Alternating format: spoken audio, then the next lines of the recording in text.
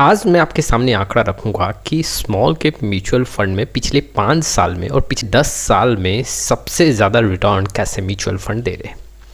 हम ये भी समझेंगे कि आखिर में क्या हमें वैसे म्यूचुअल फंड की तरफ भागना चाहिए जो हमेशा हाई रिटर्न दे। चलिए शुरुआत करते हैं। लेकिन आप में से बहुत ऐसे इन्वेस्टर हैं जिनको पोर्टफोलियो रिव्यू और डिज़ाइन को लेकर प्रॉब्लम है। डिस्क्रिप्शन बॉक्स में आए डिटेल चेक करें और व्हाट्सअप नंबर के थ्रू हमारे साथ जुड़ सकते हैं। सबसे पहले हम ये समझते हैं कि क्या सिर्फ हाई रिटर्न के पीछे हमें भागना चाहिए, वैसे स्मॉल कैप म्यूचुअल फंड का चयन करना चाहिए।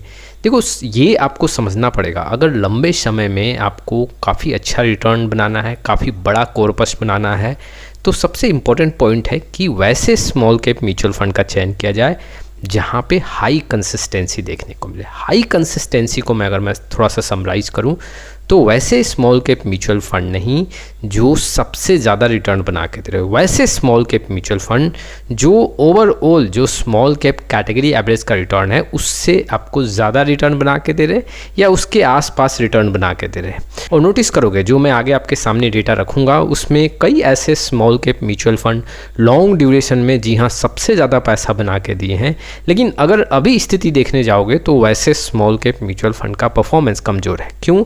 देखो, अगर मैं 10 साल के आंकड़ों पे नज़र डालूंगा तो 10 साल में हो सकता है कि पिछले 2-3 साल से कोई वैसा small cap mutual fund perform नहीं कर रहा है। इसके चलते उसका जो एक परफॉर्मेंस है काफ़ी पुअर हो गया। लेकिन अगर देखा जाए तो 10 साल में जो वहाँ पे 3 से 4 साल कई ऐसे रिटर्न देखने को मिले जहाँ पे सबसे ज़्यादा रिटर्न बना और हाई कंसिस्टेंसी देखने को मिला, जिसके चलते वैसे स्मॉल कैप म्यूचुअल फंड का 10 साल का आंकड़ा काफ़ी मजबूत हो गया। चलिए सबसे पहले 5 साल के आंकड़ों पर नज़र डालते हैं। पिछले 5 साल में जो सबसे ज़्यादा small cap mutual fund return they, bank of India small cap mutual fund, अगर मैं 5 साल का CAGR देखूं तो 21 से 22% के बीच में है। दूसरे नंबर पे देखें तो इन्वेस्को इंडिया स्मॉल कैप है, अगर 5 साल का CAGR देखूं तो 21% के ऊपर है। बंधन स्मॉल कैप तीसरे नंबर पे 20 से 21% के आसपास। निप्पॉन इंडिया स्मॉल कैप यहाँ पे चौथे नंबर पे 20 से 21% और quant small cap mutual fund यहाँ पे 5वें नंबर पे। जी हाँ, अगर मैं 5 साल का CAGR देखूं तो 5 साल में ऐसे स्मॉल कैप म्यूचुअल फंड सबसे ज़्यादा रिटर्न बना के दे रहे हैं।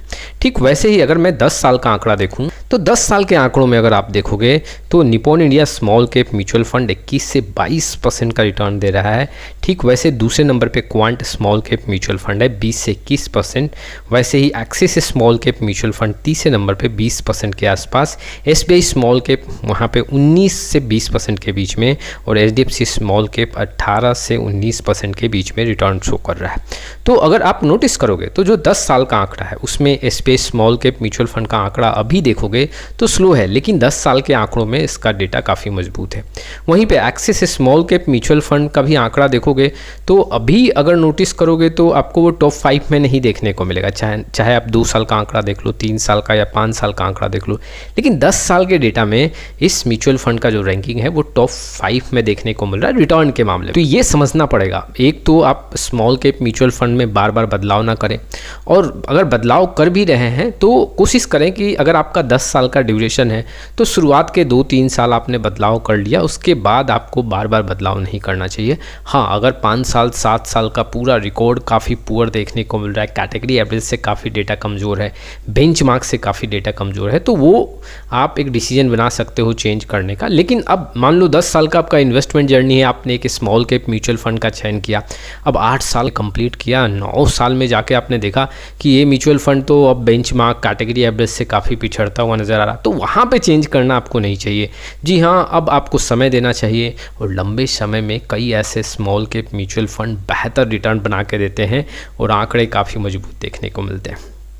जो भी मैंने 5 साल 10 साल का आंकड़ा आपके सामने रखा है, ऐसे स्मॉल कैप म्यूचुअल फंड का आंकड़ा रखा, यहाँ पे कोई एडवाइस नहीं है और मेरा कोई यहाँ पे मोटो नहीं है कि आप ऐसे स्मॉल कैप म्यूचुअल फंड का चयन करें। जी हाँ, एक प्रॉपर रिसर्च करके ऐसे स्मॉल कैप म्यूचुअल फंड को अपने पोर्टफोलियो में ऐड करें। ये सिर्फ डेटा के बेसिस पे मैंने आपके सामने इन्फॉर्मेशन रखा। आपका क्या राय है इस वीडियो को लेके कमेंट बॉक्स में जरूर आए। फिर मिलेंगे एक नए वीडियो के साथ, तब तक के लिए जय हिंद, जय भारत।